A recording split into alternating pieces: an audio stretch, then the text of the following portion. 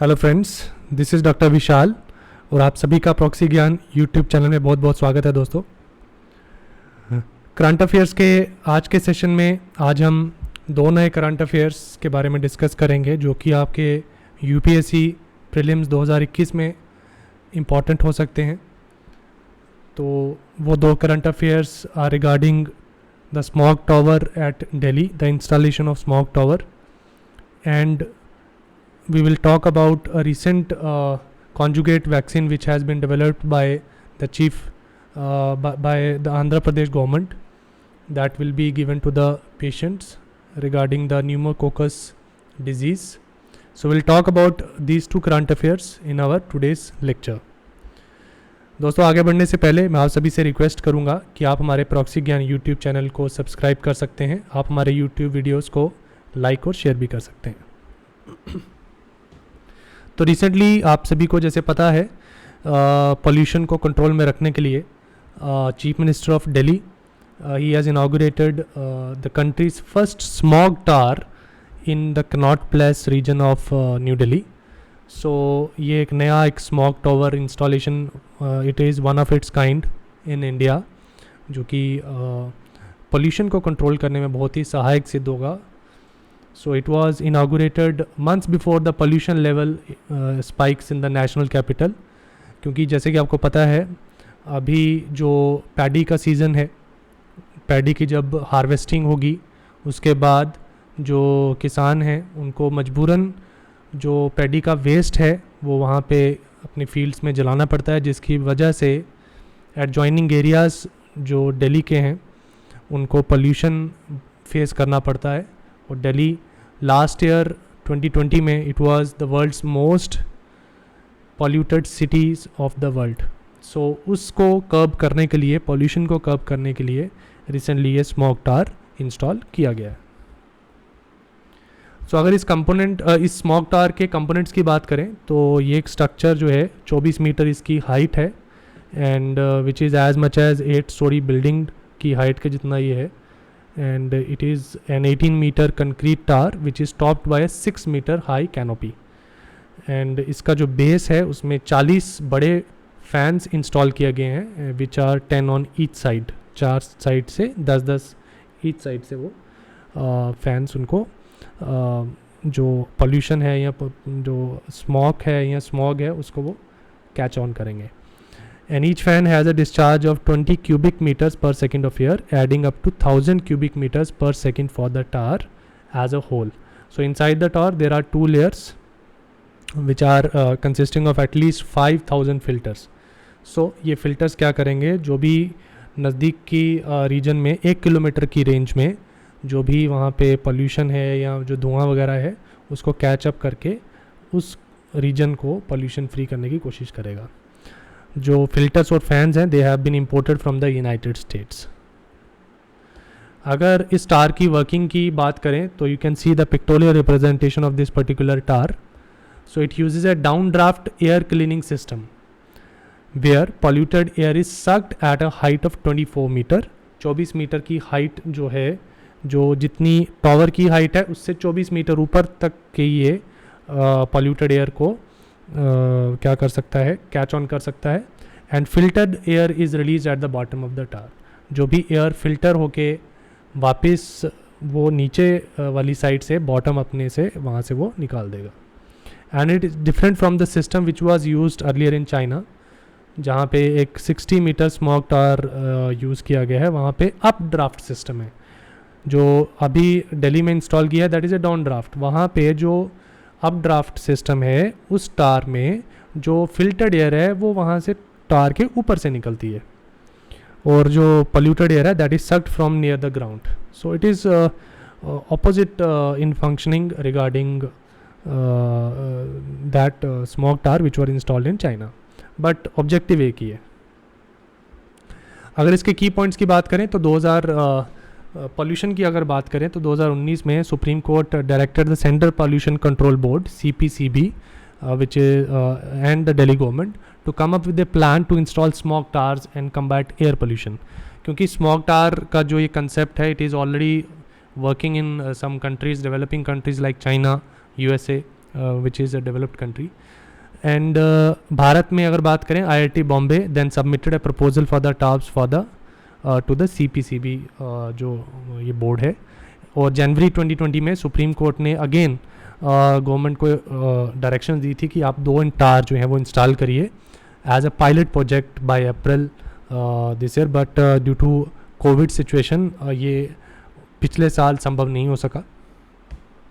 सो जो अभी smog tower Connaught place में है, it is first of these stars and the second one it is being constructed at Anand Vihar again in East Delhi with Center Pollution Control Board as a nodal agency, and the government of Delhi will also be taking care of it. तो बात करें ये develop किसने किया है, it has been developed by Tata Projects Limited. It is built in with technical support from IIT Bombay and IIT Delhi which analysed its data. And अगर बात करें नेशनल बायोफ्यूल कोऑर्डिनेशन कमेटी की, so it is the project management consultant of this particular project, और Delhi Pollution Control Committee was the incharge of the project. So no need to say ki what was the need of installation of this particular smog tower in Delhi. As I said, Delhi was the most polluted cities of the world. So जिसमें कि CPCB की report के according ये कहा गया था कि there is a increase of this PM10 level, which is a pollution का concentration. It has increased to a very high level from 258% to 335% in Delhi since 2009. But most of the prominent pollutant in Delhi and neighboring states, जहाँ पे कि जो PM है वो it is valued as PM 2.5. So अगर PM 2.5 को हम define करने की कोशिश करें तो it refers to the fine particle which penetrate deep into the body and fuel inflammation in the lungs and respiratory tract, leading to the risk of cardiovascular diseases and respiratory ailments. So ये एक pollution का इतना concentration है कि जिसको आप inhale अगर करो तो ये आपको cardiovascular और respiratory problems create कर सकता है. That is measured as PM 2.5. So this is a very potential disease causing and disturbing concentration of the pollution. So Delhi was the most polluted capital city in the world in 2020 for the third consecutive year, according to the report by a Swiss group which was released in March 2021. तो अगर smog tower के अलावा अगर दूसरे हम steps की बात करें, गवर्नमेंट ऑफ इंडिया क्या स्टेप्स ले रही है, गवर्नमेंट ऑफ दिल्ली क्या स्टेप्स ले रही है. सो फार्मर्स का बहुत बड़ा रोल है, because most of the pollution जो एग्रीकल्चरल सीज़न में, जैसे अब हम कुछ 1-2 महीनों के बाद देखेंगे, सो वो भी बर्निंग ऑफ द क्रॉप्स होगा, burning of the crop waste होगा, जिसकी वजह से दिल्ली जैसे एरियाज़ में बहुत पोल्यूशन कॉज होता है. So government has decided to provide subsidy to the farmers for buying Turbo Happy Seeder, which is a machine mounted on a tractor that cuts and uproots the subtle in order to reduce subtle burning.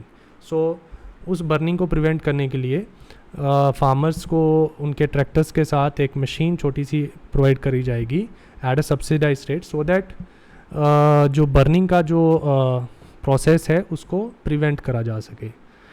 In addition to this, जो BS6 vehicles हैं, government of India ने already directions दे चुकी है कि 2021 onward से ये शुरू हो चुका है. BS6 व्हीकल जो हैं उनको यूज़ किया जाएगा, जो कि कम से कम पोल्यूशन कॉज करते हैं. और गवर्नमेंट ऑफ इंडिया का एक प्रोजेक्ट पायलट स्केल पे ये भी है कि हम जो है इलेक्ट्रिक व्हीकल्स को प्रमोट करेगी गवर्नमेंट ऑफ इंडिया. सो आने वाले कुछ सालों में हमें इलेक्ट्रिक व्हीकल्स रोड्स पे ज़्यादा दिखेंगे compare to those conventional vehicle जो कि पेट्रोल या डीजल पे चलते हैं. तो ये भी एक अच्छा स्टेप है गवर्नमेंट ऑफ इंडिया का, जिसके द्वारा इलेक्ट्रिक व्हीकल्स को प्रमोट किया जाएगा और जिससे पोल्यूशन को बहुत हद तक हम कंट्रोल में रख सकते हैं. दिवाली का सीज़न जब होता है तो बहुत सारे क्रैकर्स बंद किए जाते हैं. तो उस समय गवर्नमेंट ऑफ इंडिया ने ये डिसाइड किया है कि जो चाइना से हम इंपोर्ट करते हैं क्रैकर्स उसको बैन किया जाए, and indigenous green crackers should be used instead of those crackers which are causing pollution. And also in addition to this, development of National Air Quality Index has been created by CPCB along with the government of India to curb the pollution. So अगर दूसरे current affair की बात करें तो that is regarding the pneumococcal conjugate vaccine. ये recently 2-3 दिन पहले की न्यूज़ है। तो इसमें chief minister of Andhra Pradesh जो हैं इन्होंने लॉन्च किया है pneumococcal conjugate vaccine immunisation programme which is exclusively for the infants, जो कि 1 साल से कम उम्र के बच्चे हैं उनके लिए ये स्टार्ट किया गया है। सो दिसंबर 2020 में इंडिया जो है उन्होंने इसने first fully indigenously developed pneumococcal conjugate vaccine जिसका नाम न्यूमोसिल था वो लॉन्च किया था। अगर हम न्यूमोकोकल डिजीज़ के बारे में बात करें, इस वैक्सीन की बात करें, so it can protect both children and adults from pneumococcal disease. So conjugate vaccine क्या होती है? Conjugate vaccine it is used by the combination of 2 different components, like we use a weak antigen with a strong antigen so that जो किसी इंसान में जिसमें ये vaccine डाली जाती है उसका इम्यून सिस्टम जो है इस पर्टिकुलर डिजीज़ के लिए हम उसको अच्छे से स्ट्रॉन्ग कर सकें। अगर हम न्यूमोकोकल डिजीज़ की बात करें तो it is caused by bacterium which is called as streptococcus pneumoniae और we also call it as pneumococcus. So it's a bacterial disease. So most of the people they carry pneumococcus in their nose and throat, so is a nasopharyngeal disorder जो हमारे respiratory system को ज़्यादातर effect करता है। In most of the persons अगर ये infected हैं तो it may not cause symptoms, but however अगर वो पर्सन इम्यूनो कॉम्प्रोमाइज्ड है so that person will be disease with this particular bacterium. तो अगर इसके इफेक्ट्स की बात करें इस bacterium, it can cause illness including pneumonia which is a infection of the lungs, जो कि सीवियर केसेस में पेशेंट की जान भी ले सकता है। निमोनिया के साथ साथ दूसरे जो सिम्टम ये बैक्टीरिया शो कर सकता है किसी पेशेंट में, that includes air infections, sinus infections, meningitis जो कि ब्रेन और स्पाइनल कॉर्ड की टिश्यूज़ की बीमारी है, and it also called as bacteraemia which is infection of the blood. So अगर हम यूनिवर्सल इम्यूनाइजेशन की बात करें तो it was way back launched in 1985 to prevent mortality and morbidity in children and pregnant women against 12 vaccine preventable disease. और इसी programme के तहत जो टोटल वैक्सीनेशन जो थी प्रोवाइड करी जानी थी या जा रही है, that is against a number of disease which normally infect the children mostly because children जो है उनका इम्यून सिस्टम बहुत ही ज़्यादा वीक होता है। सो कौन कौन से डिजीज़ थे जिनके अगेंस्ट बच्चों को इम्यून करा जाता है? That is tuberculosis, diphtheria, pertussis and tetanus. DPT vaccine आपने सुना है। Polio, India is polio free since 2014। Hepatitis B, pneumonia, meningitis, haemophilia influenza जो कॉज करता है। मीजल्स के लिए रुबेला, जापानीज़ एनसेफेलाइटिस और रोटा वायरस, डायरिया। इन सब डिजीज़ के अगेंस्ट यूनिवर्सल इम्यूनाइजेशन प्रोग्राम जो है वो 1985 से अभी तक चल रहा है, and it is one of the largest health programmes in the world despite being operational for many years since 1985। It is still active at the moment. तो दोस्तों आज हमने 2 करंट अफेयर्स के बारे में डिस्कशन किया। आशा करता हूँ आप इन करंट अफेयर्स को अच्छे से प्रिपेयर करेंगे और I wish you best of luck for your preparation in the UPSC exams and other state civil services exams. अगले लेक्चर में आपके साथ फिर दोबारा से होंगे, तब तक के लिए धन्यवाद।